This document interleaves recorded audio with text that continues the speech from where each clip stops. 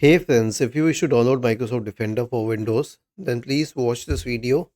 I will guide you through the procedure. Open the Microsoft Store, search for Microsoft Defender and hit enter. Now you'll be redirected to the Microsoft Defender page. Click on it and select Get. You'll get the Get option here. It will start installing Microsoft Defender and then you can click on Open.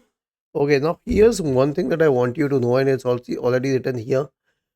Microsoft already comes with a Windows security app, so you do not need Windows Defender, Microsoft Defender. But if you want it, then you can use it as a subscription with your Microsoft 365 account. So you'll have to purchase it.